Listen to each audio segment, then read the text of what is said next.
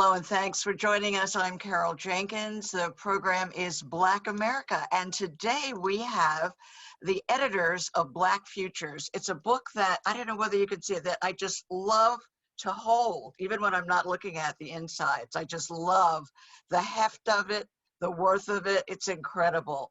Kimberly Drew and Jenna Wortham are the editors. They have done a fabulous job of putting together, I don't know, I feel like it's my life, my response to being Black, all kinds of art, and they come as artists, as curators, as writers. Thank you so much for putting this together. Talk to us about how you decided to do this, and then the research that must have gone into putting it together. Absolutely. It's such an honor to be joining you, and it's really, that introduction is so warm and so thoughtful, and I think for both Jenna and I, it really is kind of the answer to the question. We set out to create this book, to borrow from my friend Kimon, this tome, really interested in being really interested in being a companion to so many Black folks who are existing in this moment, who see this incredible flourishing that we were seeing, but also understand the incredible vulnerability of all of those things that are passing online, or that we're encountering in museum spaces or encountering in community spaces. What could it mean for us to sit down together and create an archive, an offering, a book that could begin to be some of the record of some of those things that were going on. One of the things that Jenna and I are always really conscious of is saying that the book isn't comprehensive of everything, but hearing your introduction is such a warm way to start the conversation, because we did really put and imbue a lot of love and a lot of diversity into this book. Even though it is, of course, under this umbrella of Blackness, we wanted there to be this robustness such that no matter what walk of life you're coming from, that you see yourself reflected in these pages in even some small way. So thank you so much for that introduction. I really appreciate it. No, I'm telling you, I ordered it as soon as I heard about it, and then you could tell I love books, but, when it came, I was like, this is really a book. Jenna, your thoughts on how all of this came about, and then how did you work together to do something, to create something so beautiful? Well, I'd been a long time admirer and fan of Kimberly's, who, Kimberly is just such a polymath of so many disciplines and disciples. And I really felt that, just in awe of her and her work. And at the time I was a technology reporter, so I was really paying attention to social media trends and just, I don't know how much creativity there was flourishing and thriving, and just recognizing that there were all these new ways to interact and have dialogues and conversation about Blackness and about Black culture. And it just felt really exciting. And so I actually DM'd Kimberly on Twitter and just said, like, do you want to get coffee? And I don't know, you're amazing. Like, maybe we should meet. And Kimberly, to her credit, was just like open arms. Yes. And we came together for lunch in Chelsea way back when in 2015. And originally, I thought the book, I wasn't even thinking about it as a book. I was like, oh, it can be like a one-off small thing. Maybe it's another Tumblr, because Kimberly at the time was running this incredible Tumblr called Black Contemporary Art. I was like, maybe this can be related in some way. And, Kimberly was very prescient and just said, no, this has to be a book. This is way too important to be small scale. We have to think as expansively and, as large as we can. And that was really the beginning.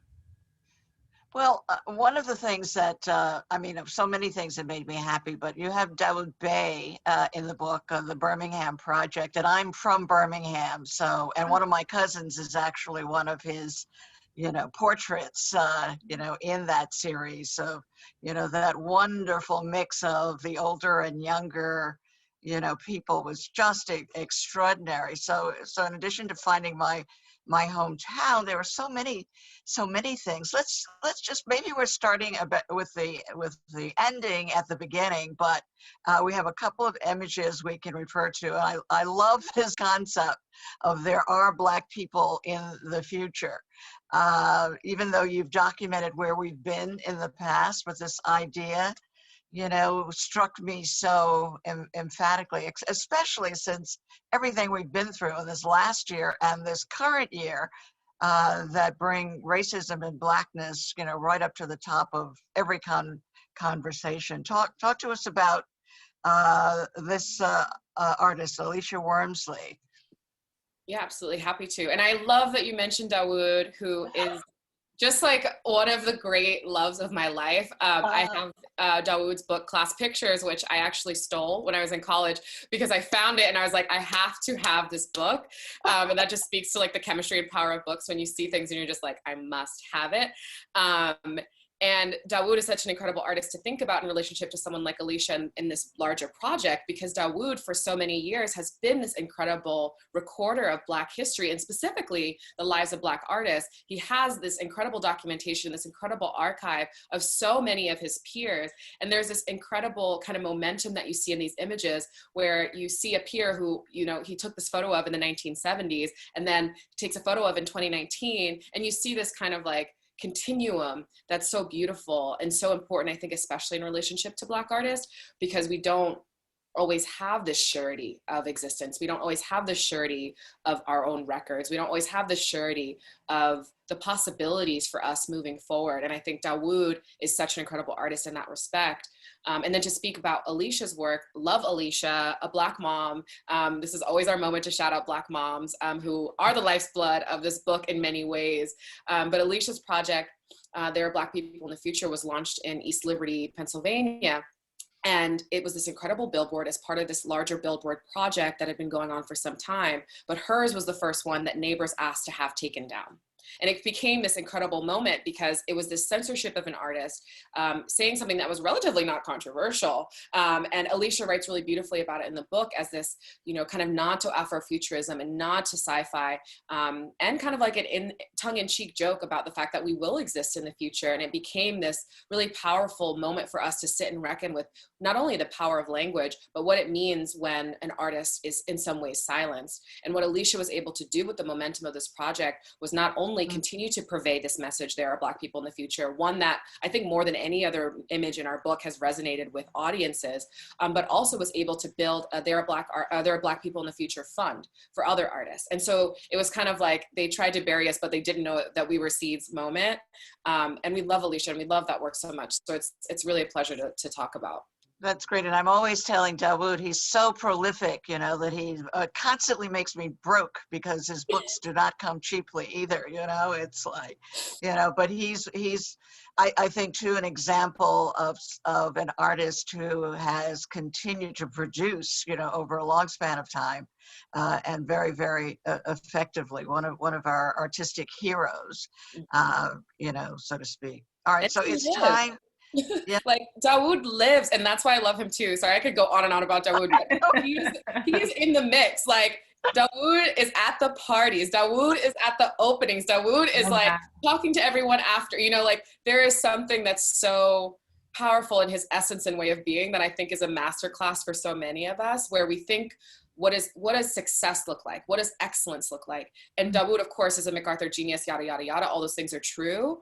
Right. But also it's the community that he's built, the younger artists that he's nourished. He was Carrie Mae Weems' teacher, you know, like thinking about these genealogies within the context of Black art, there's so many roads that point to Dawood. And so him saying yes to be in this project, like even thinking about it right now gives me chills. That's what we wanted to do, is to draw these kind of circles together. Because that is, you know, how we see each other, which is really the larger project of this book. And now I'm talking too much. I'll let Jenna talk. And you're perfect. I could listen to you forever. Oh my God, I could listen to you all day. So please. You know, we're the Dawood Bey fan club. You know, we didn't know that would happen. You know, I have to get him on the show. We've been asking, but his shows are opening all over the world, so to speak. So finding him, but you got him. That is great.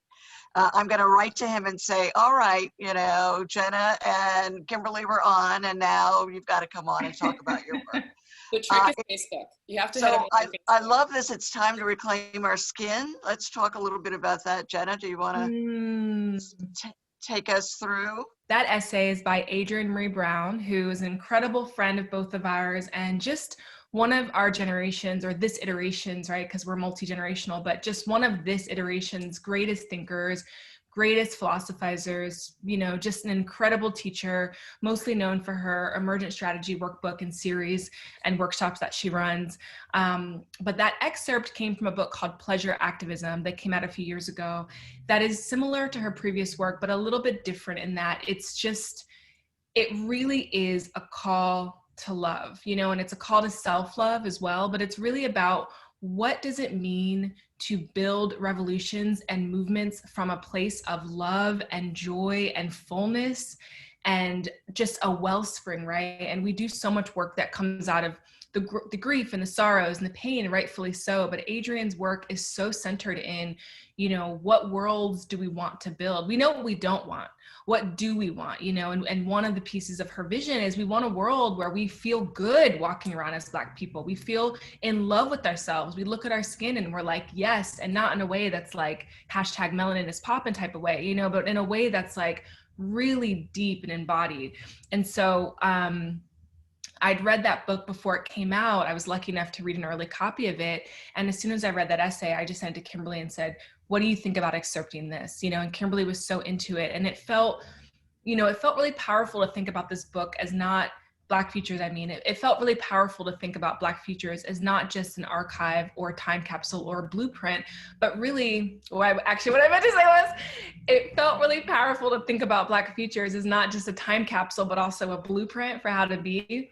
And this idea that, you know, in addition to having amazing images by someone like Dawood, you know, amazing essays by the greatest critical thinkers of our time, including Doreen St. Felix, but that we would have these, you know, directives in the book about how to take care of yourself and the importance of that. And again, not from a consumerist way, but in a real holistic, you know, inside out type of way. And so that's how that piece came to be. And it's one of my favorites in the book.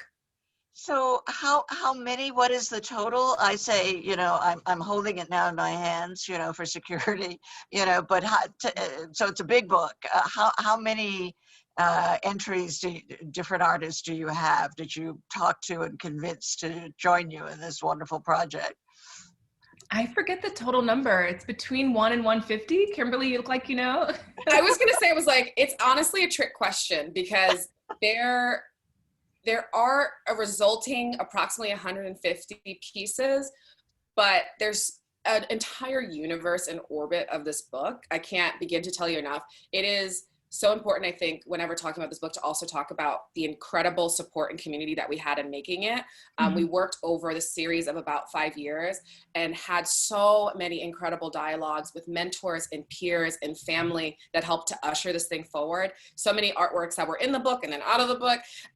So many essays that we went through multiple rounds of edits and massaging and changing. But in its final form, if we weren't there to talk about it, it exists with 150, but I would say there's a larger universe at play. Right. So Kimberly, having worked at the Metropolitan Museum and being, you know, in this curatorial world, you know, what were personally were you thinking about the effect that you wanted this book to have? I love that question. I mean, I love so much the opportunity to go and see artworks in museums. I love so much the opportunity to go to a live jazz show. I love so much the opportunity to go to a fancy restaurant with all the Michelin stars and imbibe and nourish and enrich my life. But I also really love privacy. I also really love being able to have a certain level and degree of ownership over the art and culture that I'm taking in. I'm a collector of art. I see that you have your own collection of books. Being able to have that level of proximity, and specifically that proximity maybe without an audience, I think is something that's so important, especially within a Black cultural context. And so when designing this book, both Jenna and I think were really, really, really insistent upon making sure that there could be a more like everyday relationship between especially Black readers and Black art and Black critical thought. Because we don't have to travel so far outside of our domestic spaces or so far outside of who and how we understand ourselves to have a really vibrant connection with culture. And I think that separation has really harmed us for a long time. Yeah, I appreciate it. My daughter just sent me a picture that my 7-year-old granddaughter had drawn of Jacob Lawrence, because they were discussing him in this is the second grade now. They were discussing Jacob Lawrence in the second grade, you know, and what my granddaughter wanted to know was, well, you have a Jacob Lawrence hanging in your apartment, don't you? You know, and I was like, no, sweetheart, I don't, but I do have the books about Jacob Lawrence. Come up and look at them. So this, I so appreciate, the art that you've put in the book, because, so many of us will never, ever even see the real thing, much less have it hanging on our walls. And so, Jennifer, what you want people to feel and absorb from this collection? God, so much, and yet at the same time, nothing at all. I feel like I'm just so satisfied that it's out in the world, so I don't have any expectations for how people engage. I think I've been really moved by people who, to echo something Kimberly said, I've been really moved by friends and just folks who've shared that the book feels accessible. That it feels like a prompt, it feels like an entry point, it feels welcoming. And I think, I just really love hearing that it feels like a home. It feels like a resting place, which is something Kimberly often says about the work, and that feels important because, I'm someone who's a little bit allergic to academia. Like, I did not do well in college. I did very poorly. I could not have gone to grad school. It was just not the structure or medium for me. And so I often felt excluded and alienated from the spaces that I wanted to be in, just absorb things like this. And it feels really important to put out a book that feels like, yes, you might, open the pages and learn about, a really preeminent photographer like Dawood, but then you also might come across, a social media post that you saw yourself. And there's just this range of experiences in the book that feel like there's something in it that everybody can relate to. That feels important to me. Right. And we have one more image. We'll talk about Colored Theory, Amanda Williams. Kimberly, do you want to take us through the... I was going to say, it's like Jenna and I both love to talk about this one, but... okay, we'll talk together. For the sake of introduction, Amanda Williams is an artist based out of Chicago, and this series is this really powerful gesture in terms of thinking about, and to borrow language from Jenna, terraforming our environments, thinking about the power and agency that we have and how we see things. And so you see an artist like Amanda Williams who's taking these relatively derelict buildings and imbuing them with this new and incredible narrative, and taking these tonal kind of narratives that come from colors like the pink lotion pink, or even like Motion's purple, or that really beautiful, it's just so weird, like that beautiful blue color that's on Newport cigarettes, and thinking about that visual recall that we have in proximity. But I love this work because it's this, of course, thinking about relationship to architecture and space and time and color. And there's so many different entry points into this work. And it felt so important to place it in this book because of this radical reimagination of space and time. Great. And Jenna, did you want to add to your reaction to it? Oh my gosh. Yeah, this is one of my favorite works in the book. Absolutely. I love thinking about, reclaiming the landscape and just, adding this layer of literacy almost to the landscape, to public spaces, free spaces that we often feel like, aren't ours or don't belong to us, and thinking about this layer of literacy, right? Like, if you know that Crown Royal purple, right, the purple of the bag, then you will know that purple on the house. And there's something that also just, I don't know, it feels tongue in cheek, it feels cheeky, it feels like it's talking about consumerism, it feels like it's playing with all these things that I love. And I also just think, so much has happened, and yet when we open our doors and look outside, it doesn't feel like much has changed. And there's something about like a visceral change to landscape that feels really important to embrace as a public art project. That it feels so inspiring to me as someone who would love to have a creative art practice. So hopefully it can inspire other people, to imagine their own projects. So yeah, I'm sure it will. I'm sure it will. And you take us through some of the traumatic racist incidents, the Michael Brown, murder, and all. Talk to us a little bit about the Black present. Your book so fabulously sets the stage for Black futures, but the Black present, how do you assess it now? And how do you think absorbing what's in this book will help people to move along, to move forward? Kimberly? Mm-hmm.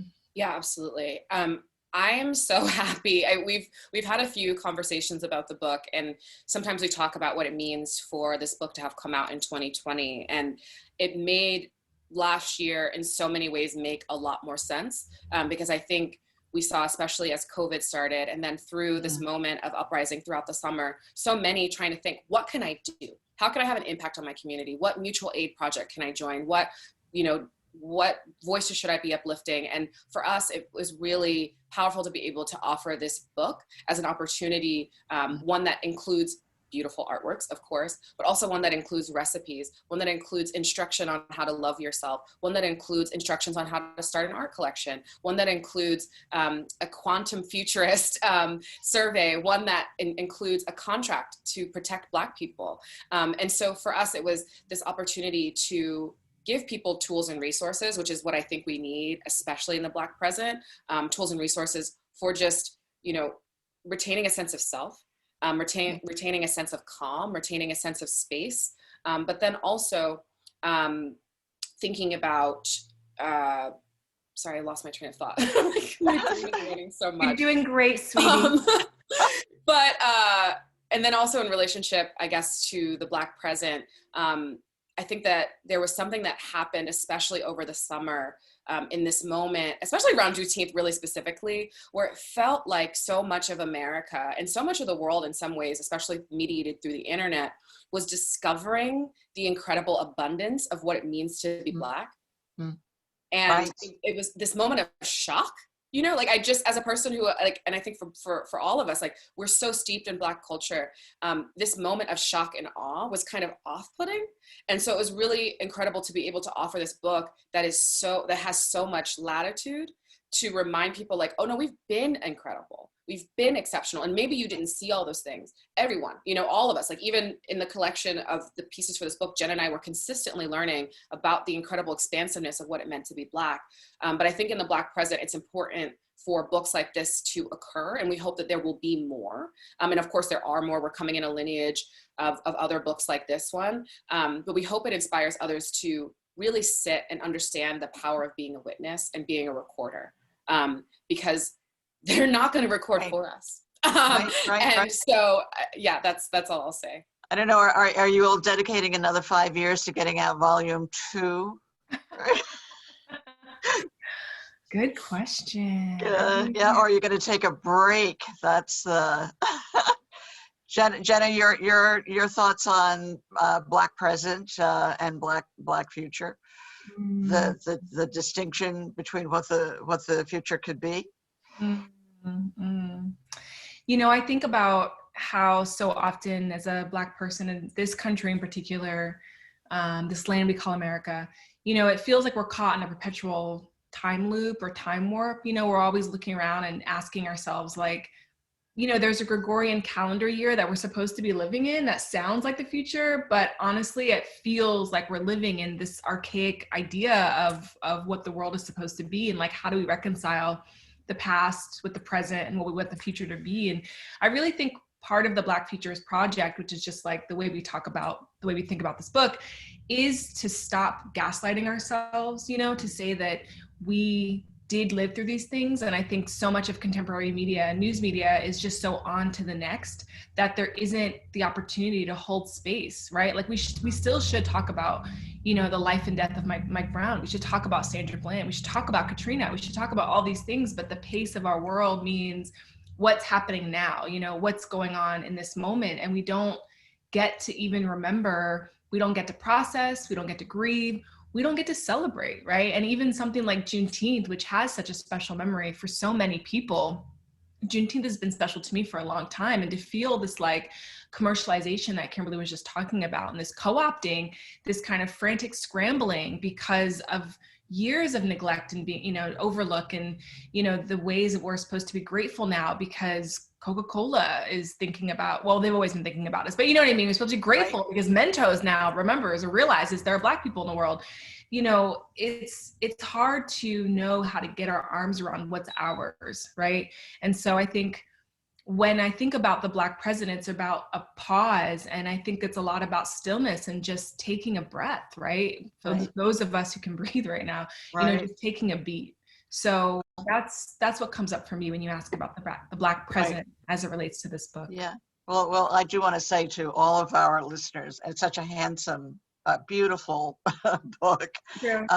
And there, yeah, we all have our copies, right? We can show, this is fabulous. Please pick it up. You will not be sorry. It's something that should stay in your home forever, for you to browse through and for your children and grandchildren, just to demonstrate and to document, who we have been, who we are, and to present the stage for the Black futures. Jenna Wortham and Kimberly Drew, thank you so much for being with us today on Black America, and to our audience out there as well. Thank you for joining us. Don't forget to get a copy, Black Futures. We'll see you the next time.